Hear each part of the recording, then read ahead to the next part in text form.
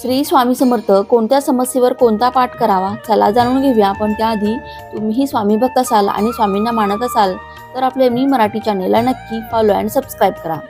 आत्मविश्वास कमी वाटत असेल, भीती वाटत असेल तर त्यासाठी हनुमान चालिसाचं पठण करावं. पुत्रप्राप्तीची समस्या असेल तर गोपाळ सहस्त्रनाम स्तोत्र वाचावं. कोर्ट कचेरीच्या समस्या असतील तर सुंदरकांड याचं पठण करावं. पैसा आणि धनाच्या संबंधित समस्या असतील तर कनकधारा स्तोत्राचं पठण करावं. कामाच्या ठिकाणी प्रगतीमध्ये यशामध्ये अडथळे येत असतील तर विष्णू सहस्त्रनामाचं पठण करावं. आजार वाढत असतील तर दुर्गा सप्तशतीचं पठण करावं. अस्वस्थता किंवा अशांती जाणवत असेल तर शिवाष्टकमचं पाठ करावा. समाजात मान सन्मान आणि प्रतिष्ठा मिळत नसेल तर आदित्य हृदय स्तोत्राचं पठण करावं.